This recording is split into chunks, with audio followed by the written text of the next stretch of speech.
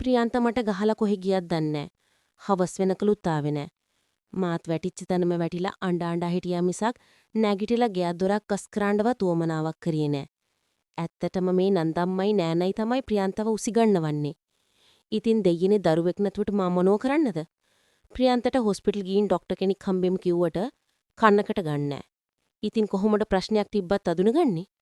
ප්‍රියන්ත නාවට මං ડોක්ටර් කෙනෙක් channel කරලා මගේ ප්‍රශ්නයක් තියෙද කියලා බලාගත්තා. එතකොට ડોක්ටර් කිව්වේ දරුවෙක් හදන්න මං නිරෝගී. මට ප්‍රශ්නයක් නෑ කියලා. මට එතකොට දැලුණ සතුට ප්‍රියන්තට ඒක කියලා යාවත් අද එක්කගෙන යන්න හැදුවමයි මට ගහලා එයා යන්න ගියේ. මට ආරංචි දැන් ගෑණිකුත් පටලගෙන කියලා. මම මේ අහුවෙනකන් ඉන්නේ. බලමුකෝ. රටේ ලෝකේ මිනිස්සුන්ගේ නැන්දම්මගේ නෑනගේ විතරක් නෙවෙයි ප්‍රියන්තගෙන් පව අවලාද අහලා හැම්බත් වෙලයි මං ඉන්නේ. මට ඇත්තටම දැන් මේ ජීවිතෙත් තිත්ත වෙලා තින්නේ. මේ හැම දෙයකම මුල මට ප්‍රියන්තට දරුවෙක් දෙන්න බැරි එක. අක්කේ එලියන් රෝහණ මල්ලිගේ කටහඬ ඇහෙද්දී පෑ ගානක් තිස්සේ මං ඉදපු කල්පනාවෙන් මිදුනි. කඳුළු පිහිගෙන මං ඉක්මනට නැගිටලා ඉස්සරහට ගියා. මේ මල්ලිනේ. අයි මල්ලි. අයියා නම් ගෙදර නෑ. අයියා නැද්ද? ඒකත් හොඳයි. මොකද මල්ලි කිව්වේ? අයියා නැද්ද අහනව ඇහුණත් ඉතිරි ටික නෑසුනි හින්දා මං ඇහුවේ. නෑ අක්කේ. මම මේ නිකන් ආවේ අයියව හම්බෙලා යන්න කියලා.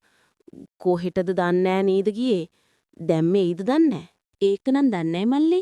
උදේ මාත් එක්ක රණ්ඩු වෙලා නෝයි ගියේ. ඒ මොකද අක්කේ? මල්ලි ඉන්නකෝ. මං තේ ටිකක් හදන්නම්. රෝහණ මල්ලි මේ ළඟ ගෙදරක ළමයෙක්. ළමයෙක් කිව්වට අවුරුදු 25ක්. ඉදලා හිටලා ප්‍රියන්ත හම්බෙන්න මෙහෙ එනවා. අයියා දැම්මෙන එකක් නැද්ද අක්කේ? මං තේ හදන්න වතුරුණු කරද්දි කොල්ලත් ආව කුස්සියට. මං ටිකක් ගැස්සුනේ. මං වෙන කල්පනාවක ඉඳපිහින්දා. දැම්මෙන එකක් නෑ මල්ලි. කොහෙ ගියාද කවුද දන්නේ මම මේ මෙහෙම කිව්වට මොකුත් හිතන්න එපා අක්කා. ප්‍රියන්ත අයියට වෙන සම්බන්ධයක් තියෙනවා. මට ඒකට කටකොණි hina ගියා. මං දන්නා මල්ලි. මං තේක හදන ගමන්ම කිව්වා. මට අක්ක ගැන දුකයි. ඇත්තම කිව්වොත් අක්ක පව්. ඔය ඔක්කොටම හේතුව මං වඳ ගෑණියක් උන එක. එහෙම කියන්න එපා අක්කා. අක්කගේ ප්‍රශ්නයක් නැති වෙන්නත් පුරුවා. ඒ මොකද එහෙම කියන්නේ? නෑ ඉතින් මං කිව්වේ ළමයෙක් හදන්න අක්කට විතරක් බෑනේ. ඒකට දෙන්නම සරු වෙන්න ඕන. මෙයා කියන්නේ උඩ මට හිනත් යනවා. මෙයා දන්න දේවල්. ඇත්ත කිව්වේ ඉතින්? මල්ලි කිව්වා හරි. මං ඩොක්ටර් කෙනෙක් channel කරා. තේක කොල්ලගේ අතට දීලා මං කිව්වා. ඉතින් මගේ නම් ප්‍රශ්නයක් නැහැ කිව්වා. ඒත් ප්‍රියන්ත ගැන නම් මං දන්නේ. දෙතුන් පාරක් හොස්පිටල් යන් කිව්වත් එයා ආයෙවට කතා කරන්න අතින් පයින්නේ. මං ආයෙ මොකුත් කියන්න ගියේ නෑ. ඒ වුණාට මිනිස්සු කතා කියන්නේ අක්කටනේ. අපිට මිනිස්සු මේ කටවල් වහන්න බෑනේ මල්ලි. රෝහණ මල්ලි මාත් එක්ක සෑහෙන වෙලාවක් කතා කර කර ඉඳලා යන්න නැගිට්ටා. මල්ලි ඕ අක්කේ. කොල්ල දොරින් එළියට බහිද්දි මම කතා කළේ හෙට ප්‍රියන්ත වැඩට යන උදේ 8ට විතර. මල්ලිට ඇවිල්ලා යන්න පුරුවන්ද? එන්නම්. ඒත් මේ එහෙනම් මම බලන් ඉන්නෝ. කොල්ලට ඇහැක් ගහලා මං කියලා ඇතුළට ආවා. එතකොට ඇස් දෙකත් ලොකු කරගෙන බලා ඉදපු කොල්ලව දැක්කම මට තනියම hina. ඉදාරේ ප්‍රියන්ත ගෙදර ආවේ නෑ. රෝහණ මල්ලිට එන්න කිව්වත් හිතේ පොඩි චකිතයක් තිබුණා. මල්ලි පරක්කු වෙද්දී මං හිතුවා නෑවිත් ඉදීද කියලා. කොල්ලා කිව්වා වගේම ආවා හැබැයි. අක්කා කිව්වම ඉතින් නෑවිත් බෑනේ. රෝහණ මල්ලි ඉඳගෙන හිටියේ සෝෆාවේ යා ළඟින්ම මං ඉඳගත්තා. "ඇයි මල්ලි, තේක රස නැද්ද?" තේකක් හදලා දීලා දැන් සෑහෙන වෙලාවක් වුණත් කොල්ලා නොබීව හින්දා මං ඇහුවේ. "නෑ, වෙනදටක් වැඩිය රසයි. අක්කා දහරි ලස්සනයි. ඔහොම ඉන්නකො හැමදාම." හීනි උරපටි තියෙන දනිස්සට ටිකක් උඩ කොට ගවුමක් මං ඇදන් හිටියේ. අපේ එක්කෙනා කැමති නෑනේ මං මෙහෙම ඇදනවට. ටිකක් උඩට ඉස්තිලා තිබ්බ ගවුම ඇඟිලි වලින් පොඩි කරගෙන මං කොල්ල දිහා බැලුවා. කොල්ලට ටිකක් විතර දාඩියක් දාලා "ඇයි මල්ලි රස්නේද? ෆෑන් එක දාන්නද?" "ඕන්නේ ඔක්කේ." කොල්ලා ෂර්ට් එක යටට හුලම් පිඹිලා කිව්වා. එතකොට මගේ ඇහැ ගියේ කොල්ලගේ මල්ලියට. ඒක ටිකක් පිම්බිලා. මං තව ටිකක් ගවුම හැදුවේ මගේ පපුව හොඳට පේන විදිහට. "මල්ලි ඔයා දන්නවනේ ප්‍රියන්ත නැතුව මං ඉන්නේ පාළුවෙන්. ඊයේත් ගෙදර ආවේ නෑ. මට දැන් නැති වෙලා මල්ලි. අක්කට මං ඉන්නවනේ." කොල්ලා මගේ කලවෙන් අත තියලා කියද්දි මං ඒ අත අල්ලඩත්තා. "මං දන්නවා මල්ලි. ඒකයි අද මං එන්නත් කිව්වේ." "ඒ කිව්වේ අක්කේ?" "ප්‍රියන්ත නැති වෙලාව බලලා මෙහෙ යන්නෙන්නේ ප්‍රියන්තව හොයන්නම නෙවෙයි කියලා මං දන්නයි කියලා හිතුවද? බොරු හේතු කියලා මල්ලි මෙහෙම එන්න යන්නේ ඇයි කියලා මං දන්නවා." "අක්කේ?" කොල්ලා ටිකක් බයත් වෙලා. මං hina වුණා. මං කිව්වේ බොරුද? "නෑ අක්කේ.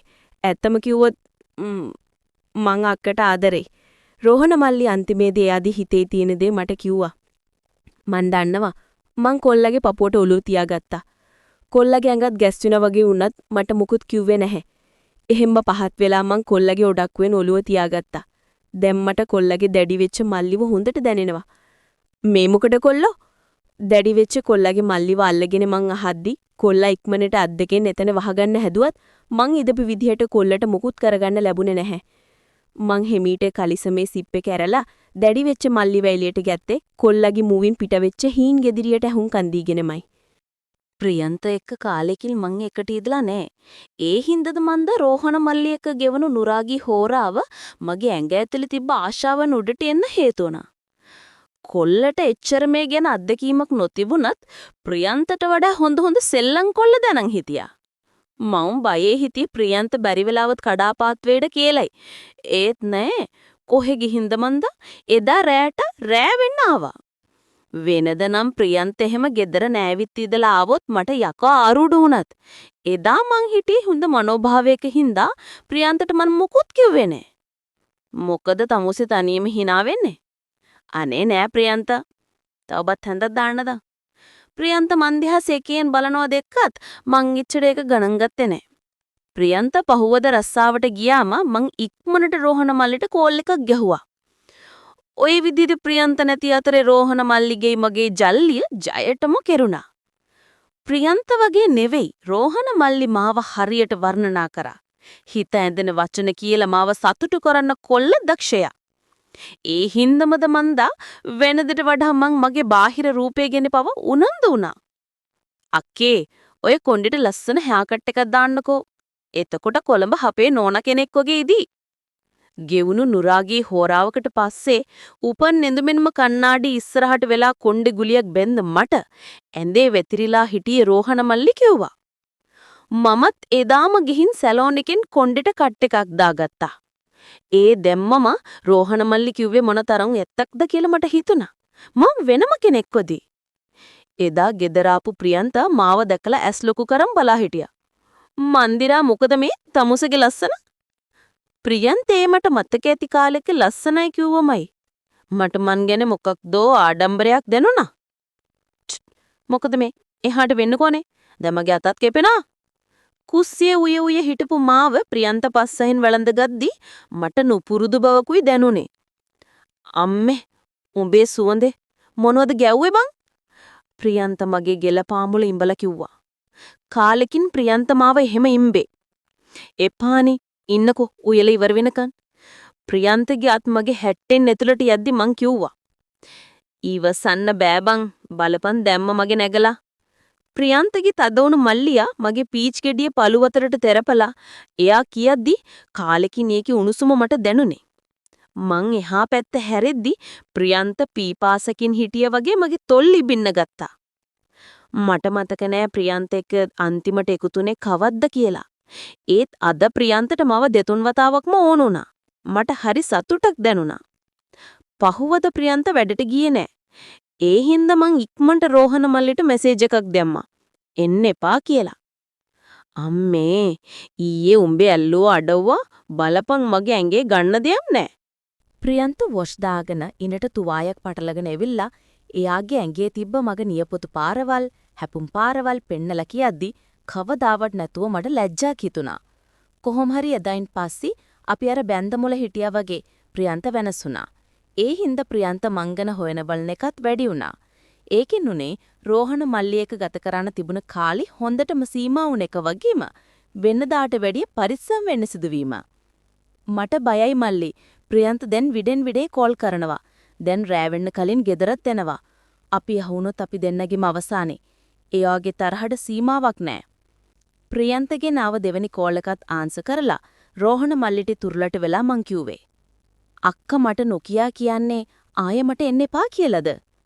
අනේ නෑ රත්තරන්. ඔයා ඉඳ තමයි මට ආයෙම මෙහිම සතුටින් ඉන්න ලැබුණේ. ඒත් මට බයයි. බය වෙන්න එපා. අක්කව අමාරුවේ දාන්නේ නෑ මං. රෝහණ මල්ලි මගේ දෙතොල් වලට පහත් වෙද්දී ආසාවත් බියත් එකට කැටි වුණ හැඟීමක් මට දැනුනේ. ඊට දවස් දෙකකට පස්සේ නැන්දම්මලා අපේ ගෙදර ආවා. වෙන මොකටද ඉතින් මට අවලාද කරලා යන්න මිසක්. මන්දිරා උඹ මෙහෙමද බං ගෙවල් දොරවල් තියන් ඉන්නේ? ඊයේ උයපු ඉඳුල් භාජන තවත් එහෙම්මයි. මේව හොදලා කරලා උයද්දි දවල්ට කන වෙලාව කරන්න බැරි නම් ඵලයන්. මට බැරි නෑ දැන්නුනත් අපේ එකාට හොඳ ගෑණියක් හොයලා දෙන්න. අම්මේ මන්දිරට බනින්න එපා. අද නිවාඩු දවසනේ. එයා හිමිට ඔව කරලා දායි. ප්‍රියන්ත කවදාවත් නැතුව අම්මට විරුද්ධව මං විනුවෙන් එහෙම කියපු එක මට අදහන්න බැරි වුණා. මං අමාරුවෙන් කිරි එකක් හදලා අම්මට දුන්නේ මොකුත් නොකිය.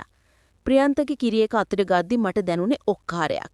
මං එළියට දුවගෙන ගිහින් වමනේ කරද්දි නැන්දම්මයි ප්‍රියන්තයි දුවගෙන ආවා. මන්දිරා මොකද මේ? ජරාවක් යවුනද? අනේ මන්ද ප්‍රියන්ත මගේ ඇඟටත් හරි නෑ වගේ. මේ දවස් ටිකේම මගේ ඇඟේ අමාරුවක් තිබුණත් මං ඒක ඉච්චර ගණන් ගත්තේ නෑ. හත් දෙයනේ බැරි වෙලාවත් ඈ මන්දිරා උඹට කවද්ද අන්තිමේට අසනීප උනේ? නැන්දම්ම හැම හදි මගේ ඉහ මොළ රත් වුණා. එතකොට මට මතකුනේ අසනීප වෙන්න තිබුණ දිනත් පහ වුණා නේද කියලා. ප්‍රියන්ත මගේ අත කුසට ගියේ විශ්වාසයෙන්. ඒ කියන්නේ මම මෙච්චර කාලයක් බලන් හිටපු දේ හැබෑ වුණාද? ප්‍රියන්ත පුටේ ඉක්මන් කරලා මේකිව ඩිස්පෙන්සරියට එකන් ගිහින් බලාගෙන වරෙන්. නැන්දම්ම කියද්දි ප්‍රියන්ත දිලිසෙන ඇස් වලින් මං දිහා බලා හිටියා. ඉතින් එදා තමයි මං දැනගත්තේ දරු පෙට්ටියක් මං ළඟට ආවිත් කියලා.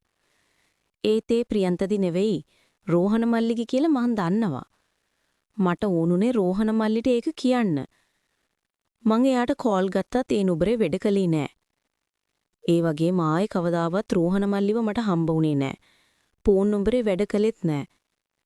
මං ප්‍රියන්තගෙන් වටින් ගොඩින් රෝහණ මල්ලි ගැන අහද්දී ආ කිව්වේ ඌ කොළඹ රස්සාවකට ගිහින් කියලයි.